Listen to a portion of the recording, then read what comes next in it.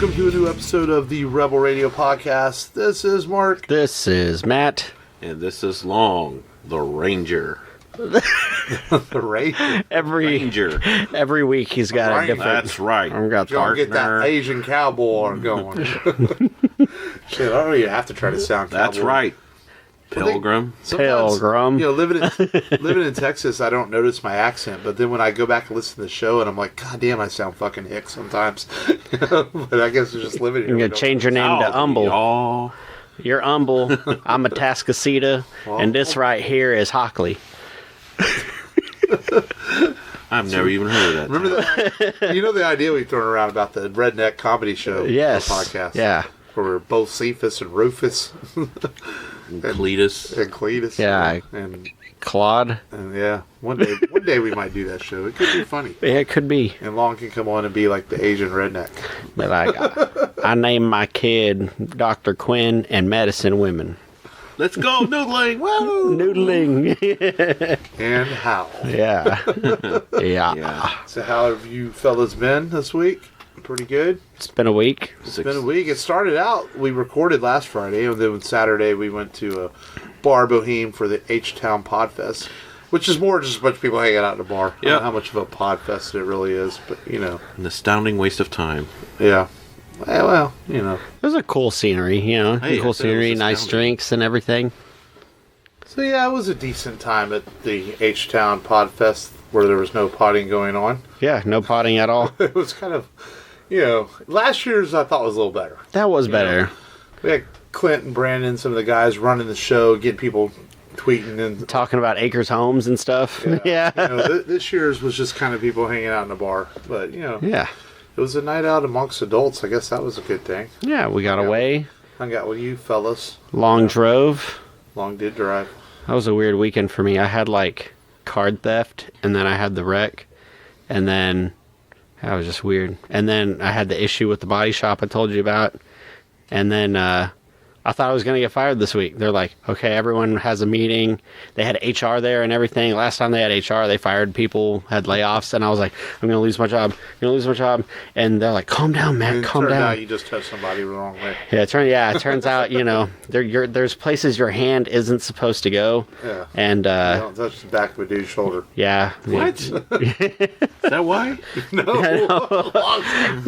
But yeah, what? They're like, okay, these are the territories where everyone's moving to. You're all closer to home. Just a company-wide sit-down? Yeah, for supervisors. About touching people.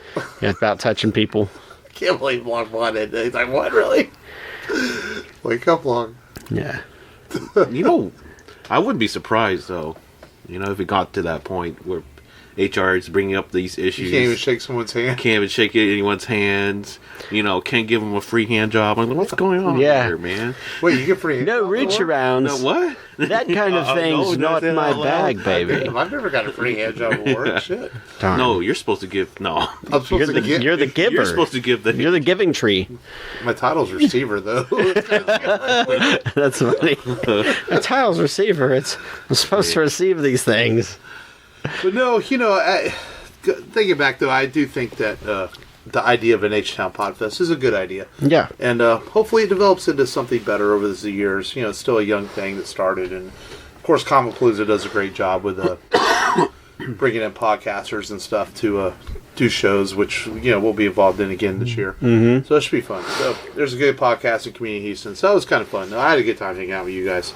And it's all good. So they should call it H-Town Drink Fest. That's true. Everybody's a little liquored up there. Yeah. You know, so, but hey, it's all good. Mm-hmm. It was all right. You know, it's all right. You know. There was a lady that was kind of hitting on Long. She's asking her. But she was married, though. I don't know. She wanted you to be the side piece. I saw it. She was. It was on. She was like, "I want this Asian dude." He gave her the Asian persuasion. Highly doubt I it. can't top that one. He's like, I'm the beast from the east. Lightweight little bitch over there. You're falling asleep on the bench at the restaurant or bar. Hey, there's some 3 beers. Matt's gone. You put something in my beer. I didn't. You're trying to take advantage of me later. No, we're calling you out on this show. You're always been. I've known you for 20 years almost. You're always been a lightweight. No, I just get exhausted from drinking. Sure, it's okay. The only Mexican I know that can is fucking alcohol. I know, right? Every other Mexican I know has got like 30 beers and I get drunk. a bottle of tequila. They're still walking around. Though, 3 beers. Hey, guys. Whoa. Hey, there you are. Who are you? That's there you are. You're there. Coke and a cocktail, and that's about it. No beers. Man, I was gonna buy some whiskey today. Yeah. I went to Costco with my mother, and I went to their little liquor store. I thought Costco might be cheaper. Not really. They're kind of pricey for their liquor. The same size bottle of Jack or Crown you can get down the street. It's like almost $2 or $3. It's like $3 or $4 more actually. Damn. Because I know that one bottle of Crown I buy is like $19.99 in specs. It's like $26 in there. I was like, damn. I guess Costco's not cheaper on everything. I guess heard not. The Jack Daniel's Winter Jack is good. I didn't know they came out with a Winter Jack. Yeah, it's a seasonal. It has cedar in it. Yeah. Okay. Yeah. I mean, I got a little bit in that bottle you left here, but I just like this is that time of year when it's cold outside. I like to have a bottle in there, just have a shot now and then. Cold. So I was gonna buy one, and More like. I don't know. I like whiskey in the cold weather for some reason. They'll never be as cold as my heart. There we go. Or as cold as your fart. This is true. Well, let's get into today's show then. On that note, Officially, let's download this where we tell people what we watched, streamed, checked out this week, and for the next several weeks, we're going to be every week talking about our thoughts on the latest episode of The Mandalorian, the brand new Star Wars live-action TV show that's on Disney Plus right now. Mm-hmm. We previewed Disney Plus last week, and of course covered Hercules, and we're kind of continuing that a bit this week with another Disney film because just can't get enough of their awesome new app. But I never really started downloading this. We'll get into Mandalorian in just a second. We'll talk about other things we watched this week. So I'll start it this week. Yeah. I rewatched A New Hope just because it's on there. I was like, you know what? I want to watch the Star Wars movie. And it is kind of funny, the McClunkley change in there. Yeah. And there was a report that they changed the lightsaber fight between Obi-Wan and Vader drastically. I didn't notice any particles flying off the sabers. I did notice the sabers are much brighter red and blue, even from the Blu-rays. So I'm glad they fixed that. But I watched. It's funny. I've tried to finish Empire of Dreams, the documentary, for a long time. It's on the 2004 DVD, so I actually have sat down and been watching it. I'm still not finished with it, but I'm a pretty hardcore Star Wars fan, as you guys know, and you guys are too. But man, there's a lot of stuff in there, like in that documentary, I didn't know about, like just how difficult making Star Wars actually really was for George. Yeah. I knew that, there's a lot of practical effects that went into it, but I didn't realize how much trouble he had finishing that film, and that it was originally supposed to be a Christmas '76 release, and it got pushed back to May of '77, and little facts like that I never really knew, just from watching Empire of Dreams. And the toys. Yeah. Oh, I knew about the toys getting delayed and all that. Yeah, and what George did to get the rights to his own characters and stuff like that. I heard Alan Ladd got fired for that. The president of the studios. Oh, really? Yeah. Yeah. Yeah, he was the only one that believed in the project. Right. Well, he works for like Warner Brothers now, doesn't he? I think. Yeah. I think he's probably retired by now. He might be. He might be like an executive, like decision maker, but doesn't really work anymore. Oh yeah. Yeah, but Fox. I think Fox fired him for giving Lucas all these rights. Yeah. Yeah, he's in the documentary quite a bit. So he's a very important figure. Yeah. Him and Gary Kurtz. Mm-hmm. Yeah. Kurtz doesn't always get enough credit for what he did for Star Wars. Yeah. And I watched that, and we've been watching some old stuff. I rewatched Kingdom of the Crystal Skull. I'm still, other than the monkey scene, I don't get the hatred for that movie. I really kind of enjoy it. It's a fun Indiana Jones movie. It kind of makes me want them to do one more. As much as we don't need one more, I don't mind. I'll watch Harrison Ford play that role one more time. Yeah. I think that's about all the. The Toys That Made Us. I watched the Power Rangers episode and the wrestling episode. I actually really liked the wrestling episode. Yeah, that was a really well done Was episode. the Power Rangers one interesting? Yeah, it's good. It's a very similar story to how the Transformers got started. They just had an idea of, Transformers, the idea of, let's sell robots to the U.S. Same thing, let's sell colorful characters to the U.S. And very similar story to that. But I really liked the wrestling episode. I thought it was well done. And they had some fun with it, with the battles between in WCW and WWE and making wrestler figures popular. So it was kind of fun. I had not watched the My Little Pony episode, and I don't know that I will. They do a girl episode every one. The Barbie one I did watch was interesting, and Hello Kitty, but I don't know. I just don't have much Hello interest. Kitty was weird. Yeah, but I don't have much interest in the My Little Pony episode. I think I'll check it out just to, figure out why it was appealing. Right, and that's like the thing too. The completist in me too is like, well, you have to watch every episode, even if you don't want to. Mm-hmm. You know, and I'm looking forward. There's a spinoff coming next month. The Movies That Made Us, and the only one that's really related to us, I know one episode is the Ghostbusters, so that should be fun. Mm-hmm. That's kind of what I watched this week. Cool. Besides The Mandalorian, which we'll get to in a minute, what else did you guys check out? I checked out the Imagineering documentary series. Oh, I have watched the first episode of that. That was really good. Yeah, very good. And it's funny how, when Walt Disney stepped away from making animated movies during the last 15 years, 20 years of his life, he focused all his attention on building the theme parks. Which is, they did little featurettes on the Haunted Mansion and Space Mountain and the Epcot Center and all of the ideas behind each of them and some of the struggles of getting them off the ground. Yeah, it's pretty fascinating stuff. And when Disney first opened Disneyland, amusement parks had a bad reputation of being gathering places for malcontents and drugs and Oh wow. yeah, it was pretty. Yeah, amusement parks back then before Disneyland had a really bad reputation. Shady characters. Carny. Connies. Yeah. Carnies who cheat people out of their money for Small games, hands. all that stuff. And and Disney changed the idea of theme parks, or amusement parks. The first theme park to have the idea of just families enjoying a place, and really cool documentary. If you're ever curious about it. I know the second episode hit the other day. I just haven't watched it yet. Yeah, I was waiting for the third episode too. I don't know which day. Which day does it release? The second one I just know was on there all of a sudden, so I'm not sure what day. I know Mandalorian's on Fridays. I don't know what days they're releasing that one. Yeah. So Yeah. but I did watch the first episode. I really enjoyed it too. Yeah, it's a really good, really well put together. Of course, it's glossed over. Of course, yeah. Corporate. I tried watching the Marvel Universe documentary, but it was just a bunch of little featurettes they tied together. That actually aired on TV a couple years ago. I remember watching. Yeah, it's so much corporate fluff in it. It's like, oh sure. Yeah. There's nothing interesting. It's just PR, Yeah. So, yeah, they didn't talk about any behind the scenes stuff. It's just, this is a wonderful universe, and and this is going to be cool. And Captain America's cool, and that's it. They don't really. Kids excited. Yeah, they don't really talk about the history of the characters. They don't talk about the making of the movies or anything like it. It's just fluff, piece. Fluff. Yeah, it was superficial. Not fluffer, Matt. Fluff piece. Oh, gotcha. So, and I got a cough. Yeah. Awesome. And I blame God. Huh? Oh, go ahead. Oh, okay.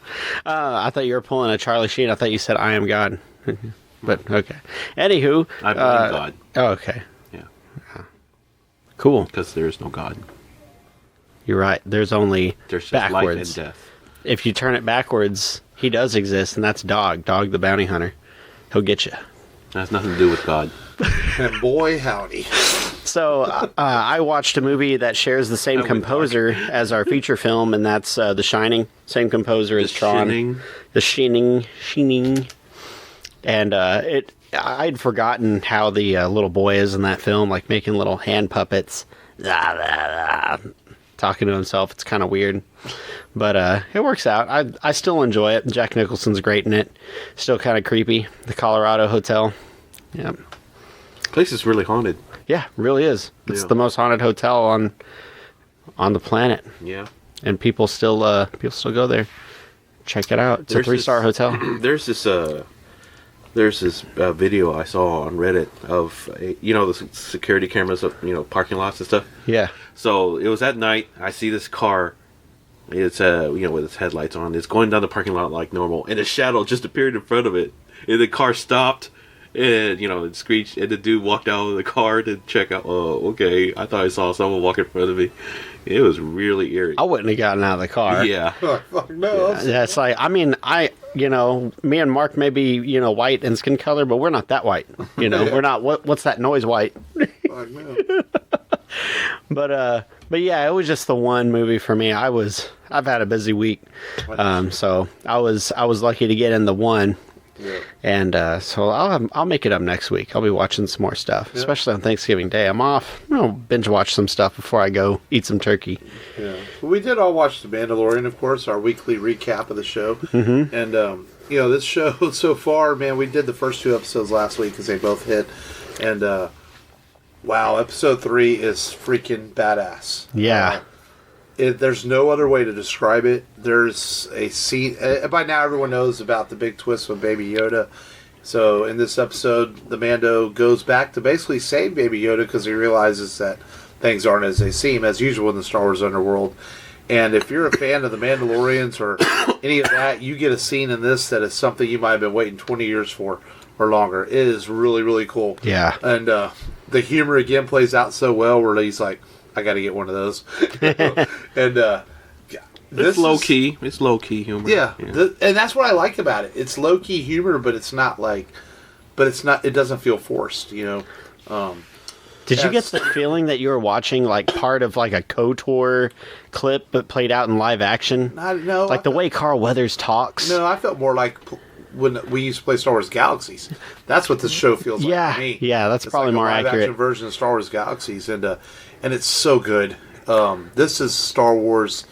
This is, and not that I don't enjoy what Disney has done with the Force Awakens and those films, but this is like Jon Favreau and Dave Filoni really get it, man. This is the Star Wars we grew up with. This is why we fell in love with Star Wars in the first place. Mm-hmm. It is, yeah, a Jedi might not seek adventure and excitement, but that is what it's about. When the Mandos fly in, man, that was awesome. That was cool. So excitingly cool. And I haven't felt like that way about in Star Wars. Maybe when Rey feels the Force in The Force Awakens, you kind of feel it. Yeah. But it's just one of those moments, man, and you're just like, wow, this is so, so good.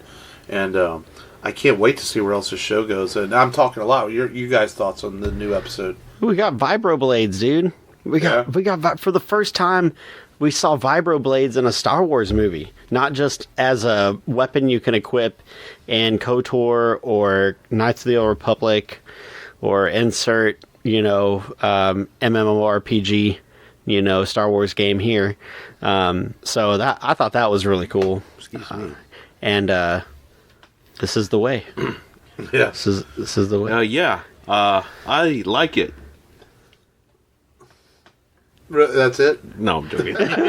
Oh, I have notes for this. The Mandalorian background stuff is really cool, because it's so funny. And I would not try and interrupt Long, because I'm going to let Long talk in a sec. But yeah, you have the 501st members and these Star Wars hardcore nerds that think they know what the Mandalorians are. Mm-hmm. They've either created their own history or they've done it through the comics, but not really. We're actually getting some Mandalorian history in this, and that's what's so cool about it. Yeah. That is the way. That is the way. Do you know Dewey? The clan leader of the Mandalorians is pretty badass. Yeah. She. Yeah. Yeah. Yeah, and, all credit is due to definitely how Pedro Pascal is acting through that armor. Excellent. You can tell it. You can feel that he has care for this little Yoda. Yeah. Yeah. Yeah. Yeah. They did a really good job of his him doing the right thing. Part of it is that, and the music. I think it all clicks. The music was much better in this episode. Yeah. I wasn't a huge fan of the first. You're usually the person to call out the music, but I'll call it out this time. It's starting to grow on me now. It worked with this episode. It's kind of like this space western feel. It's still not quite as epic as I would like Star Wars music to be, but I think it's starting to grow on me now because maybe I'm getting used to it. I wasn't. Maybe it's just the adjustment period. Mm-hmm. Of getting used to this new version of Star Wars music because. In Rogue One and Solo, they didn't really change the music much. It's still Star Wars epic, things like that. So this is a new take on Star Wars music. So I think maybe it's just taking some getting used to it for me, Yeah. But it was much better in this episode. Yeah. Did you guys like that meme I sent of Carl Weathers' character? Oh, yeah. Hiring, what's his name? To hunt the alligator. Oh, yes, Chubbs. Drago and Chubbs.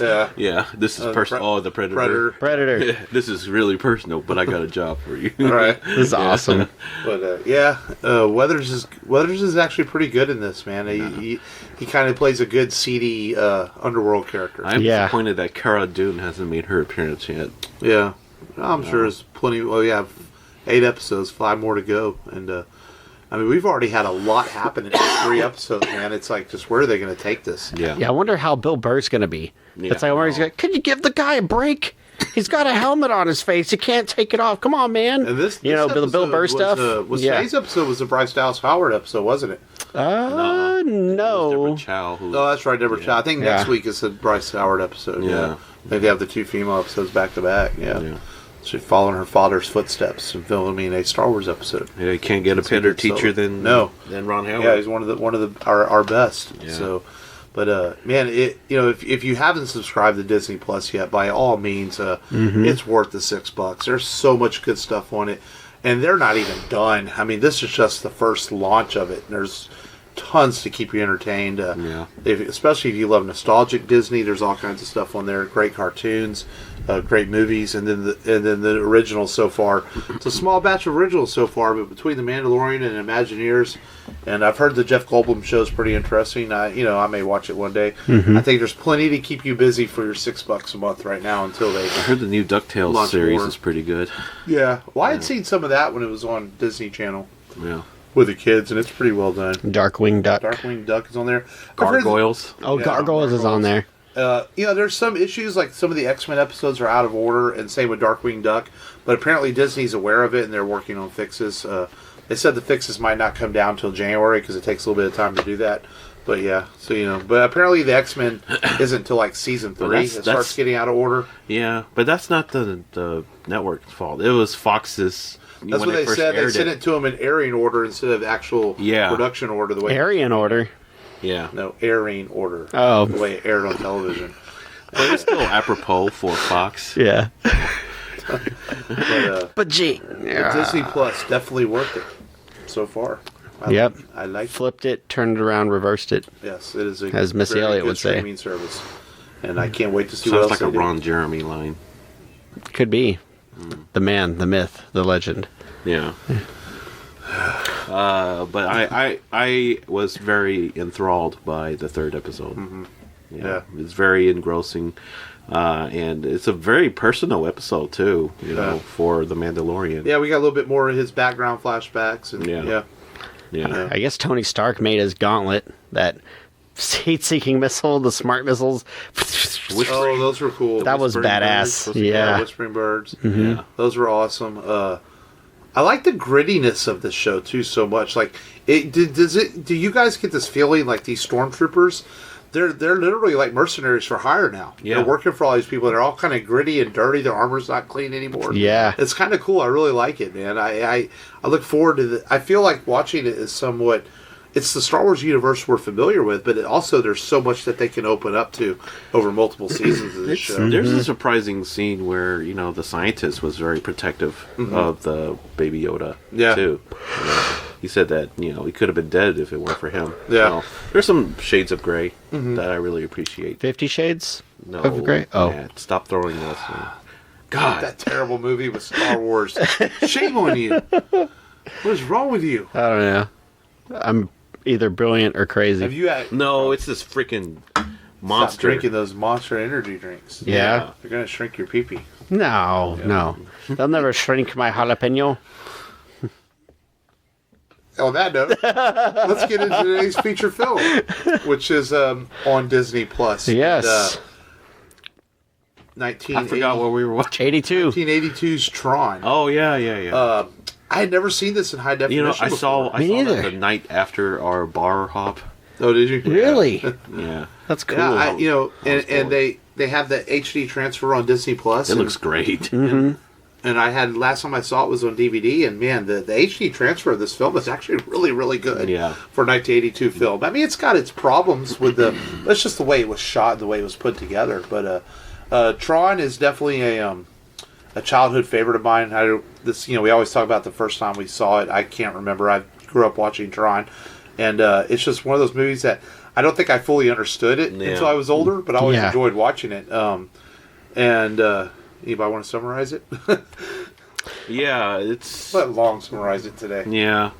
It's basically about Flynn and his attempts to get the original code of his video game called... What was it called? Space Paranoids. Space Paranoids. Space Paranoids. because the Encom CEO stole it and took credit for it. And Flynn basically... That in 5 games. Yeah. Flynn tries to hack into Encom's supercomputer controlled by Master Controller, which is the main villain. And he gets transported into that cyber world. And and basically he manages to go through all these games of life and death. The light cycle scene, and then he meets up with Tron, the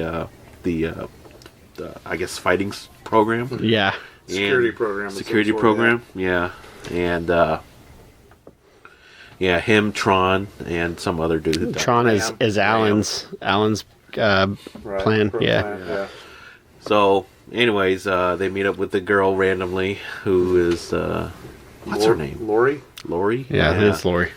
Yeah, and then they have a big showdown between Tron and what's a freaking guy's name? David Warner's character, Scrub, Scar. No, I know it starts with Sark. Yeah, thank you. But yeah, so Master Controller gives Sark all his powers. Sark grows 3 times his height, and still gets his butt kicked. Power up. Yeah. Man, the way Sark got his head opened up by Tron's frisbee. Oh, yeah. Yeah, that was trippy. Yeah. And so, anyways, Flynn gets his code and gets transported out. And he gets control of the company back. Control of the company back. And the movie ends suddenly. Yeah. So, happy ending. This was the first movie that used high-tech digital effects and computer effects. So much to the fact that the Academy wouldn't recognize it for special effects because they thought using computers was cheating, which is interesting. Yeah. And that Disney animators were scared to work on this film because they thought computers were going to replace them. Little did they know that 22 years later, Disney would do away with hand-drawn animation almost completely. Yeah, but the animators are still there. Yeah. And they did a lot of this had to be done. A lot of these shots in this film are amazingly done because they're like literally almost 4 different sequences put together. You're shooting the actors, you're shooting the animation, you're shooting the backgrounds, and then you're putting it all together into a shot. So this film was almost built in the editing room based on all the different shots they put together. Because even the green screen technology wasn't good enough back then to pull off what they completely wanted it to do. I was watching some of that stuff. It's like they had to take a picture in black and white and then grayscale, and then they had to highlight all the blue. Computer color it. Yeah. It was like 10 different shots all compiled onto one, and they had to make it fit. Yeah, they even had points where like Bruce Boxleitner and Jeff Bridges sometimes couldn't even act together because they had to shoot them separately, then splice the film together at times and things like that. Just to get the effects right, because if they had 2 actors on set at the same time and were trying to animate over them, it just like it blurred together, they said, and it didn't look right. So they had to splice these films together. Jeez. And so a lot of work went into this. And this film actually has a unofficial special edition. If you go watch the original print of this film, there's a lot of sparks in it and animations messing up, and they did go in and change all that when they did a high definition transfer. So this film kind of has a special edition version, not officially released. They did actually go in and clean up the special effects for its HD release. I remember seeing the Tron arcade game. Dude, the games were so cool. I remember putting quarters in. There were 2 different types, wasn't there? Yes, there was like 3. There's the disc fighting game, the light cycle game, and then there was like the ping pong, like a ping pong puzzle type game in the arcades. Tron, and the games outgrossed the movie. They were so popular. Yeah, the Tron light cycle game was a large wooden housing or some sort, and you just sat in there like a light cycle car. Oh, that's cool. Yeah. And then I think there was even a home release, like a Tron video game that had all those arcade games on it where you could play them on like your Atari. Yeah. And I think that was one of the coolest parts of this game. Is this movie wasn't hugely successful at the box office, but it got kids in arcades playing games and things like that. And this movie gets a lot of credit for that. And I think that in that aspect, I think that's what I always remember it for, is that game. That's like the cool video games. And the life cycle sequence in this film is still, I think, really, really well done. Even for the animation of its time. It's super exciting. It's really cool. And it's a lot shorter than I remember it. It is, Yeah, and you get the longer light cycle battle in its sequel in Tron Legacy. I do like Tron Legacy. Yeah. My one of my older friends, he still has a problem with it being mostly about Flynn instead of Tron. Oh. You know. Right. Well, even this movie is more about Flynn than it is Tron. And, you know... Not enough Tron for him, I think. In the sequel? Yeah. Yeah, I can see that. You know, I kind of felt that a little bit, too. Could have been more Tron in it, you know. But, yeah, this movie, though, is... excuse me.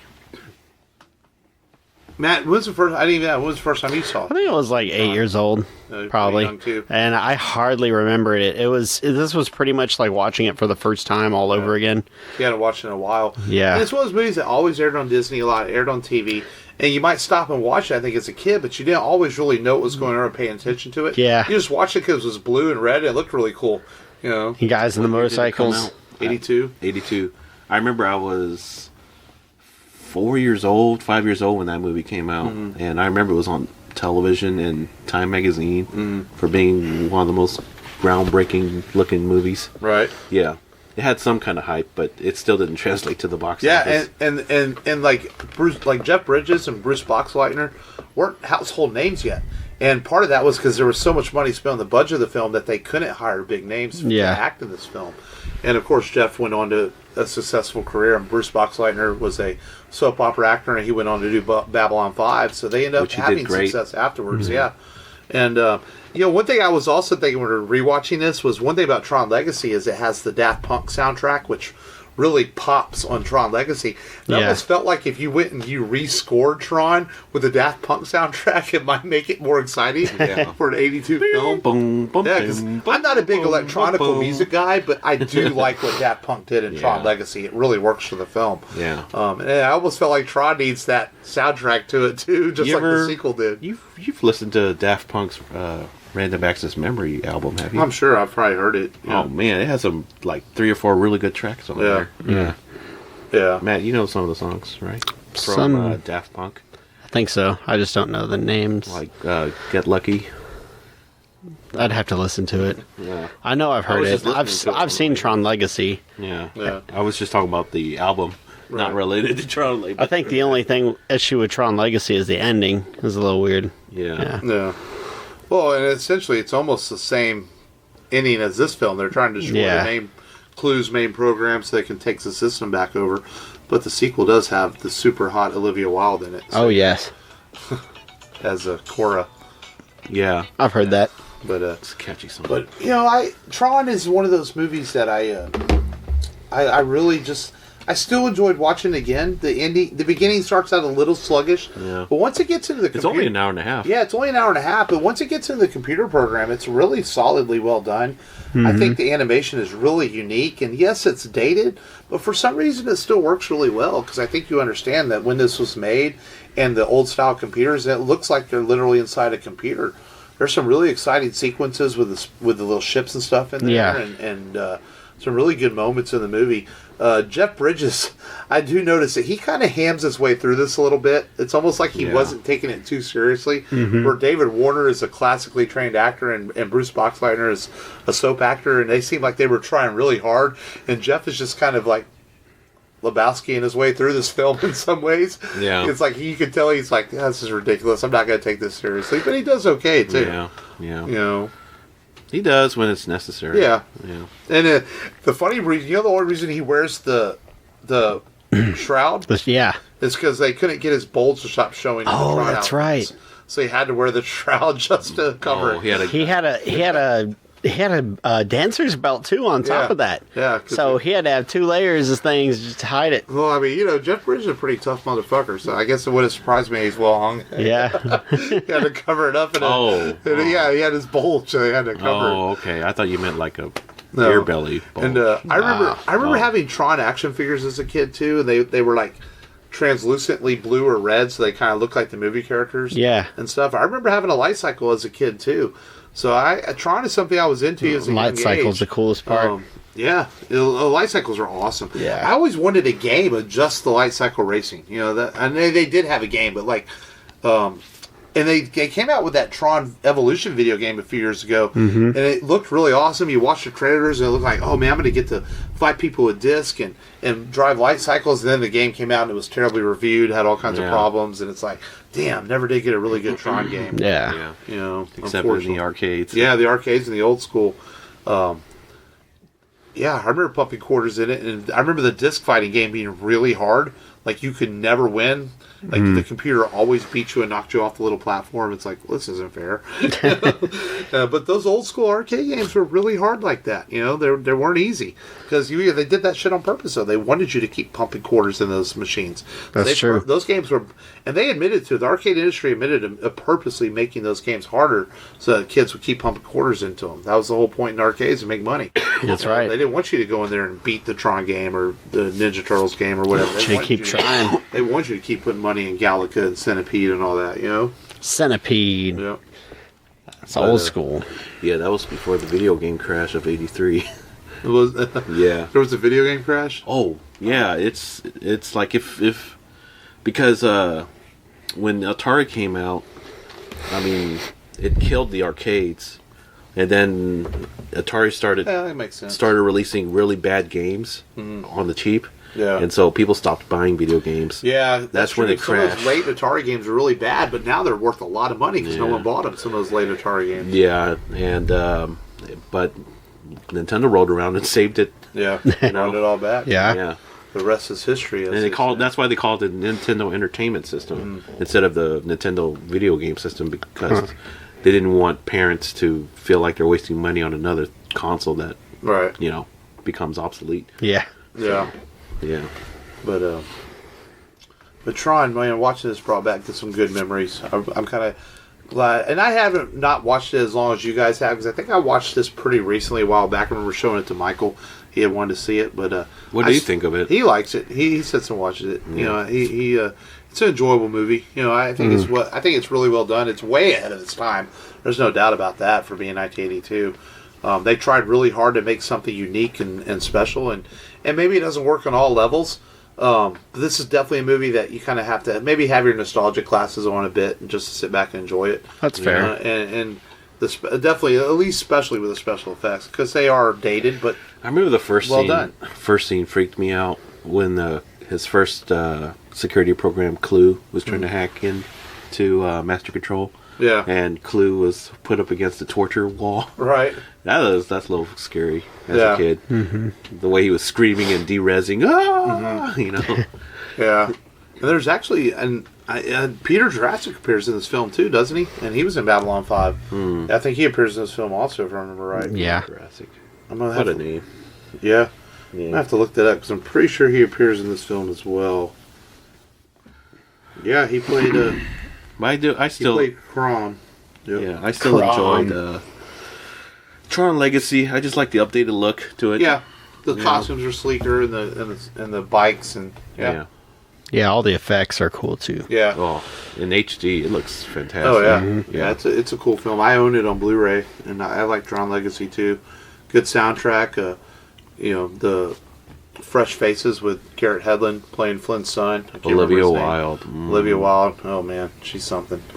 I would go Olivia wild Wilde. with her. You know, and but yeah, and I do wish they would maybe at some point go in. I don't know that the movie was successful enough to ever fix the Clue CGI, because you know, just a few years later we're getting better work, but it's still cool for what it is. Yeah. You know, it could have been a little better. No, not a big complaint. Yeah, it's like the first movie to do a de-aging. Yeah, it is. Yeah. You know, and they've been throwing the idea around about a third Tron. You know, we'll see if it happens. You know. Well, hopefully the home video sales were good enough to justify to it. warrant a third Hopefully. one. They have the Tron Uprising cartoon, which is actually Yeah. very good Yeah. too, but it got 2012. canceled before they finished the storyline. That's, I mean, yeah. I mean, if Batman Begins is anything to go by, because that did okay in the theaters, Yeah. but the home video and, saved it. and they got sequels. So Yeah. maybe I would like to see more in the Tron world. I think it'd be cool to see another film. Yeah, that wouldn't be a Just bad one idea. more. Yeah, just one more. I don't have a problem with bringing back Garrett Hedlund and Olivia Wilde and go from that storyline where he was able to bring her into the real world. I think that'd be interesting. Yeah, You know, so we'll see. So how do you guys rate Tron? B+. that's fair. B plus. Yeah, I will side with Long. I think so. Yeah. I think it's a B+ as a movie. Maybe an A- just for nostalgic reasons, just growing up with it. You know, fun film, though. Good stuff. Very fun. Yeah, I like it. Still gives me a smile seeing the dated effects, you know. Oh, yeah. Yeah. There's something about it. Gives it its character. Yeah. You might have seen the movie several times, but you just stop and watch the scenes and you get into it. It's really, it's well done. Yeah.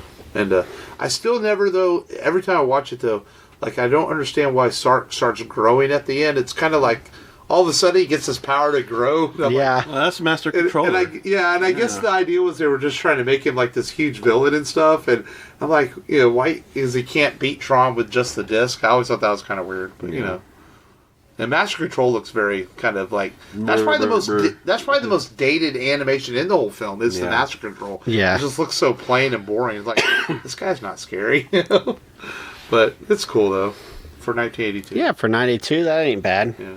I think the first Disney movie I ever watched, live action, or actually ever, was Darby O'Gill and the Little People.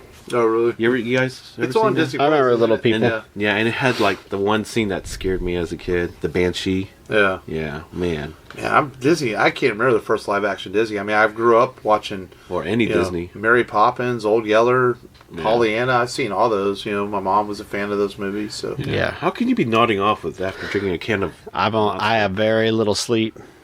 That's why. I had more sleep than you. You see how I'm doing? Yeah, I know. No, I'm joking. Well, we better get into some news before Matt falls asleep and preview next week's film. Yes. And Long, they are going to make Star Trek 4 in the Kelvin universe. Yes. Oh, really? With Noah Hawley.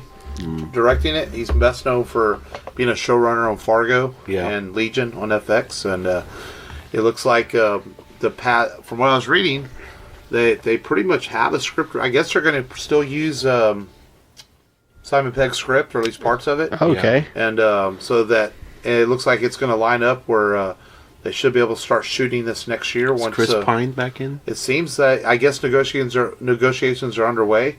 They say that it looks like they're going to be able to get everybody back to shoot in early 21 once Zoe Saldana is done with Avatar and Guardians. Yeah, I guess they're going to try. Well, I was reading they might try to squeeze it in between her Avatar shoot and her Guardians shoot. So, because I guess they may shoot in winter of next year, and Guardians is going to shoot in summer of next year. So it looks like they may try to squeeze it in and get it out there. So, yeah, I'm good with this. I know you are too. I mean, as much as I still want to see what Quentin Tarantino might do with Star Trek, I really like the new universe, the Kelvin universe. I want to see where they go with it. And I did enjoy Star Trek Beyond, but I'd like to see one more with these characters because I really like the cast that they put together for the new Star Trek world. So hopefully it all comes together and that they didn't just hire Noe Howe as a name to put out there. Hopefully Paramount's actually going to get this done. Yeah. And make it happen. We'll see. They're only known for Mission Impossible movies now, so... Hey, I like this. Yeah. They're good. Yeah. The Rock continues to talk up his Black Adam movie. He's going to put the Justice Society of America, the 1941 version, in the Black Adam film. He didn't hint as to which characters would be in it, but he said Dr. Fate. They're going to be there. Yeah, that's cool, man. The original Flash, Black Canary, Dr. Fate, Green Lantern. It gives me a little interest in this movie now. I'm like, this could be kind of cool. Hopefully Stargirl. Yeah, that would be cool. Yeah. So we'll see where they go with that. The Rock's doing his job. He's playing up his movie he's going to be in. Yeah. So he saved G.I. Joe. He did what? He saved G.I. Joe. It was a better movie, I think. With The Rock. Yeah. And his baby oil. The director of Lupita Nyong'o's Little Monsters film that came out last year, Abe Forsyth. He's taking over the reins for Neil Blomkamp, who stepped out of RoboCop Returns. Okay. And wait a minute, didn't we have a RoboCop movie? Yeah, but this is a direct sequel. This is a direct sequel to RoboCop, pretending like 2 and 3 don't exist. Yeah. Okay. And Blomkamp has stayed on as producer, and they're still going to use his script. I still wish Blomkamp was directing this because I was really excited about it with him directing it. Now I'm moderately interested in it just because I love the character of RoboCop. So we'll see how this turns out. Hopefully Blomkamp's able to stay on as enough of a producer to give Abe Forsyth guidance that he needs to make this a really cool RoboCop. Yeah. I personally don't have a connection with that RoboCop. No? No, not really. No. That was my first rated R I film. enjoyed the movie. It's one of my first rated R films too. Yeah. I was like, whenever Jackie got was ticked Enter that I the was... Dragon. Oh, nice. When Jackie got ticked that I was showing Jake Terminator 2, I was like, I saw, when I was 6 years old, Peter Weller getting blown to bits by shotgun blasts. Well, Die Hard was my first rated R movie, but RoboCop was my first rated R movie where I saw blood and guts spurting out. I was like, holy shit. Yeah. And, so I hope it turns out good. Yeah, same I mean, I here. don't know if I have a special connection to it, like Long said, but I still enjoy the character. That I think that everything I was reading about what Blomkamp wanted to do, where he wanted to at least get Peter Weller to do the voice of RoboCop, and things like that. So I hope that it comes together the proper way, and it'd be cool to have a cool updated RoboCop film. I agree. I'm one of the few people that actually didn't hate the remake. I kind of liked parts of it. No, it's not bad. It wasn't bad. It wasn't great either, but I didn't hate on it. Mediocre. Did you hear people are saying that Mad Max Fury Road is like kind of a movie of the decade? Yeah. Yeah. Mark called it. Mark called it. I think Mad Max Fury Road's incredible. Yeah. He said eventually people would realize that it was the best movie in the last 10 years. We're gonna have to do movies of the decade here next month, aren't we? For the end of the year. We might have we might have to do that. One movie per year. The end of December. So, excuse me. So Kathleen Kennedy kind of put herself in a hole this week, and it's hard to knock Kathleen Kennedy with anything she does because she's a mega producer. She's been making money for years in Hollywood, decades, some great films. So she kind of said, well, making Star Wars movies is difficult because there's not enough source material.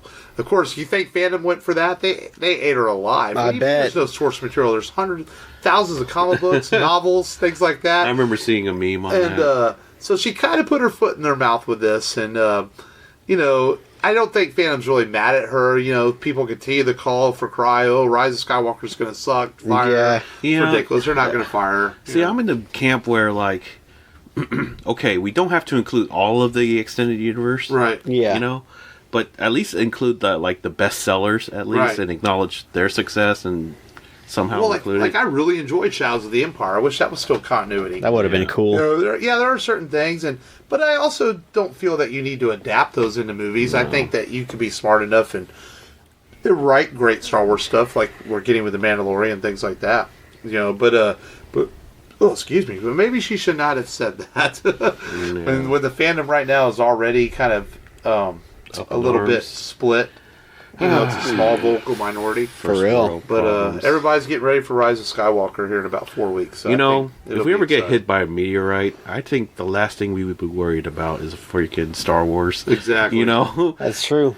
Or if there's all of a sudden a shortage of fresh water, I think Star Wars is the last thing we would worry about. Yeah, we'd need to worry about Elon Musk bringing us water. Did you see? Oh, speaking of, I think I mentioned over text how Elon Musk introduced the Cybertruck. Yeah. And he's just bragging about how the windows were bulletproof. And they broke. They threw rocks at it. They threw rocks at it. They threw rocks during the demonstration, crowd demonstration. And the two big craters into the glass. Nice. And Elon Musk is like, oops, we'll fix that in post. Yeah. That's funny. And last bit of Star Wars news is we talked to Mandalorian earlier. Don't worry, people. There will be Baby Yoda merchandise on the shelves before Christmas. They know what they were doing. Well, they kept it secret at Toy Fair and all that because they didn't want to give away anything from the show. Yeah. But they have it ready. In fact, Amazon already has T-shirts up for sale. They said toys and plushes should be in stores within the next couple of weeks. They said that. So it's coming. So those people that want their Baby Yoda plush or T-shirt, you'll be able to get it. Yes. Calm down, because I guess that's been the big thing lately. Baby Yoda. Baby Yoda. Baby Yoda still looks old. Well, he's 50 years old. So, yeah. I mean, he's older than us. Yeah. Mm-hmm. And, good stuff, though. I'm really enjoying The Mandalorian. Netflix has spoiled me, though. Now I have to wait every week for these episodes, Yeah. But I also like the anticipation of it, too. It kind of makes you remember what it was like to watch, network TV in some ways. Like Breaking Bad and other shows I enjoyed, Lost. waiting to see what's going to happen next week. You couldn't wait till Sunday night to see what Jack and them were going to do on the island and Lost. And Yeah. now I can't wait till Friday afternoons to get home and see what's going to happen with the Mando. So That's a good point. it's okay. I can deal with it. You know, I'm not one of these millennials that want everything given to me right away. There we go. Instant gratification. Exactly. All right, well, let's preview next week's film. So after doing a couple of very family-friendly Disney movies, we're going to get back in the realm of comic books and talk a film that was controversial in some ways when it came out with the comic book community. And that is Zack Snyder's live-action version of Alan Moore's graphic novel, Watchmen.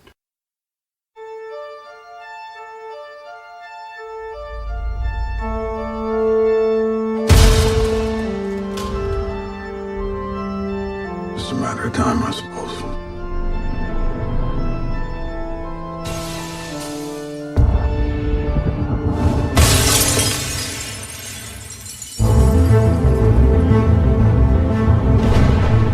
Watchmen.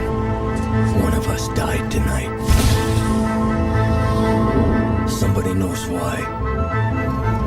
Somebody knows. I heard he'd been working for the government. Maybe it was a political killing. Maybe someone's picking off costumed heroes.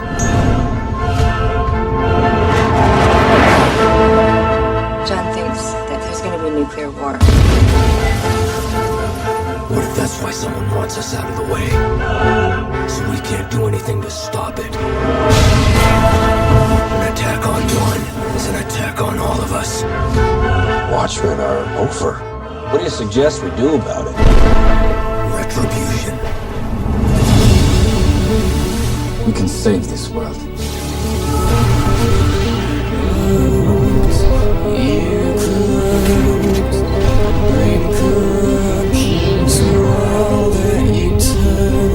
Why would I save the world? I no longer have any stake in it. Do it for me.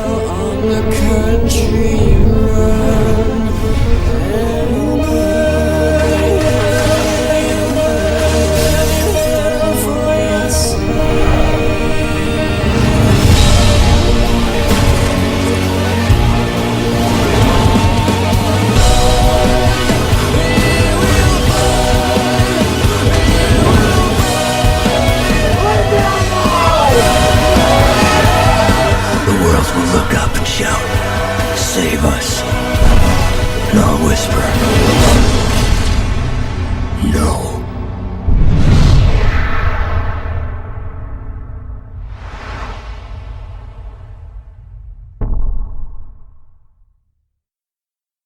You know, the show is on HBO now, which is like a direct sequel to this film and this universe in a way. So we're like, let's go back and check out Snyder's Watchmen. I saw it in theaters. I think I watched it once on Blu-ray, and felt like it was a good time to revisit this movie. And I remember, you know, relatively liking Watchmen. And I thought Snyder did a good job with it. And I wasn't one of those such hardcore comic book fans of the comic that the changes he made didn't bother me. I was always okay with what he did. Yeah. So it should be a fun rewatch to check out Watchmen again after a few years and see where it stands up now. But is the movie 10 years old yet? I think so. It's 2009. That sounds about right. Yeah, So it's probably that sounds about it. 10 years old. So yeah. Jeffrey Dean It might Morgan. be 2008. You know, we're around there. So yeah. Yeah, and see how it holds up here 10 years later. I've always thought Jeffrey Dean Morgan looked like Robert Downey Jr. He did. when he first appeared. Yeah, that kind of looks like him. Yeah, I could see that. And yeah, it's actually the Watchmen actually has a pretty good cast. Billy Crudup plays Dr. Manhattan, and Crudup has always been a really good actor in everything he's in. I've always liked him in roles and stuff. So you know, and of course he's covered in blue CGI for a lot of the movie, but it's still him acting And his doing the dong part. hanging Yeah. out. Yeah. I think that's his real dong though, and they just photoshopped everything else. It could be. I wasn't looking that closely. I'm not fixated on it. You don't look at it; it looks at you. Especially in that with the Mars scene where it grows. Yes. Yeah, it's like, I'm sure.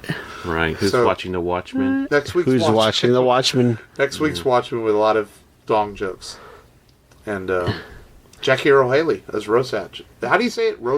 Rorschach. Rorschach. Rorschach. Rorschach's I was having journal. trouble saying that. I'm going to fuck that word up so many times the next week's show. Yeah. I'm going to have to practice saying Rorschach.